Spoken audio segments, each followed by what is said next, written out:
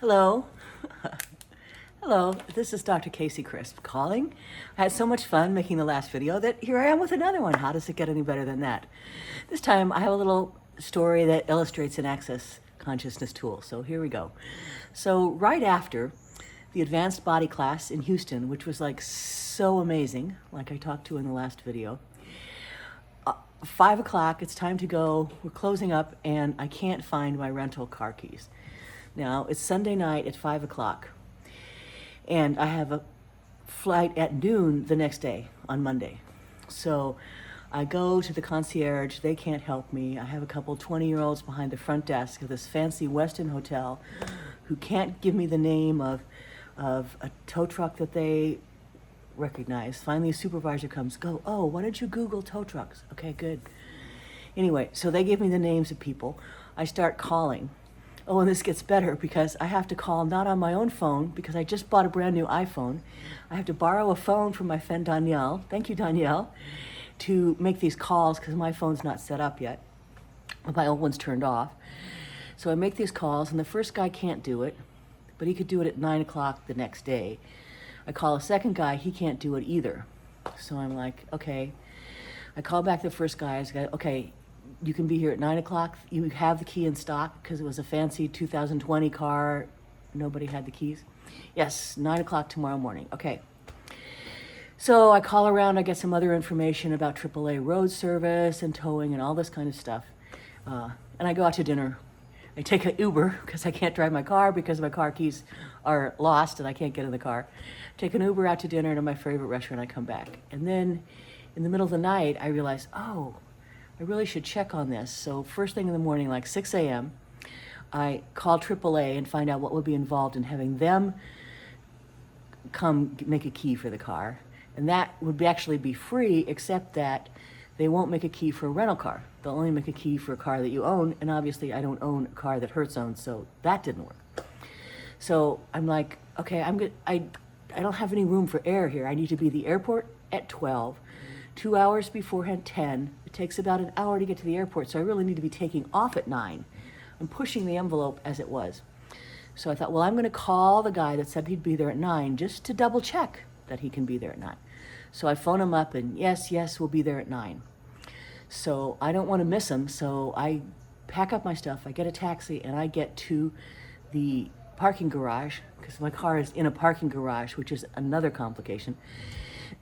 I get to the parking garage about 8:30, and I'm sitting there, and 9 o'clock comes, 9 o'clock goes, no guy to let me in.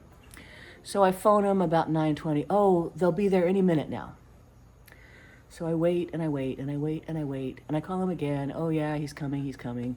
He'll call when he's near you, blah, blah, blah. At 11 o'clock, the guy shows up. And he shows up, and then the person that sent him calls up and said, well, you're not going to make your plane. I'm like, thank you. I already figured this out. Do you still want him to do it? I'm like, I'm not going anywhere until I, A, get in the car, and B, get a key that will drive the car to the airport. So yes, okay. Now, the guy they sent, English was not his first language. I think he might have actually been Filipino, not Latino. Definitely not the brightest bulb on the beach. And this guy moves at the pace of someone who has Parkinson's. I mean, slow. He has to copy my credit card. He has to do this. This is the speed he works at. And he has all these fancy computers that he can hook up to my car. And he succeeds in actually getting a key that will open the door of the car. So that's good. Now I can actually sit in the car. Up to then, I've been sitting on my suitcases for 2.5 hours in a parking garage. Not fun, but I had 3 suitcases and a carry-on, so I couldn't go anywhere more comfortable to sit. And I had to be there for when this guy finally shows up. So this guy works, and he works, and he works. And I'm telling you, he works for 2 hours. So by then, it's 1 o'clock. I've definitely missed my plane. Even though, oh, by the way, my plane was 45 minutes late, so I had a little grace period, but not big enough. He works for 2 hours. He makes 2 keys. Neither key will turn on the ignition of this fancy new car, which I love the car. It was a Nissan Rogue. It was really cool, but I digress. So when he's been working there for 2 hours, I get on the phone and I go, okay, what else is possible here? Because I don't really have any faith that this guy is actually going to manage to give me a key that will drive the car. So I get on the phone and I call AAA and I find out, I actually order a tow to the nearest Nissan dealer, which they say will be in about an hour. Meanwhile, my slow locksmith tells me that he actually has to drive through Houston traffic, which is heinous, back to the office, get a different computer to do what I'm supposed to believe he can do, which I no longer believe he can do. So I go, and in the meantime, while this guy's doing all this, he's told me that I'm lucky he's doing it for me because I'm such a nice person. Wow, okay, how does it get any better? So at the point where he tells me that he has to drive through Houston traffic to get another computer to supposedly, maybe, possibly get a key that will actually drive the car, I say, no, we're done. So he takes about $20 off the bill, expects me to pay for the whole rest of it, which I do just to get rid of him. And so I have a key that will get in the car, so I have someplace comfortable to sit, and I'm waiting for the AAA tow truck to come let me in. So about 2 o'clock, I've been waiting an hour for the tow truck, and I phone up AAA, and they say, oh, it's gonna be another hour. It turns out, because I'm in a parking garage where the clearance is 6'6" or 2 meters, for you metric people, there's only one tow truck in all of Houston that can actually drive in to do the job for my car. So anytime now, 4 o'clock. I have now been in this parking garage for 8.5 hours. The tow truck arrives, he hooks me up, and he takes me to the Nissan dealer.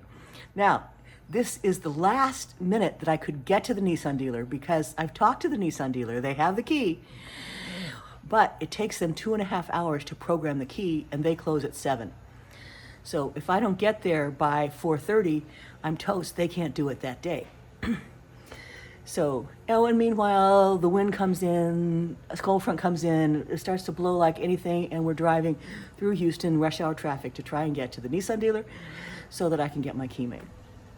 A very nice tow truck driver. I go to the Nissan dealer, give him the car, do the paperwork, sit down at a table and start working on my computer.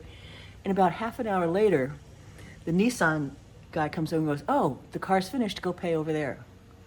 I'm like, wow, how does it get any better than this? I'm actually free to enjoy the expensive rent-a-car that I have. So you got to say that I would be asking during this incredible, not so fun adventure, funny afterwards, but not so fun at the time. Okay, what's right about this I'm not getting? But I tell you that even though I asked that question, I was quite sure as I asked it that there was nothing right about it that I wasn't getting. It was just like, I could not see anything right about this whole dilemma of spending an entire beautiful sunny day inside a dark parking garage. Didn't do anything for me. So, but then the next morning when I woke up in the extra hotel that I had to pay for in Houston because I missed my last flight out of the country, I woke up and I was like, oh. And I realized that actually I knew the first guy was not going to be able to get my key. I knew it. That's why I called them to confirm they would be there at 9. After they told me they would, I called them again and they said yes they would and they had the key. So I had that knowing, that feather touch on my cheek, but I didn't listen to it strongly enough. I didn't let it percolate enough through me to know, oh, you should have made another choice. And truly, if I had called AAA, had the car towed to the Nissan dealer, I probably actually would have made my flight, not had to pay for an extra hotel, etc., etc.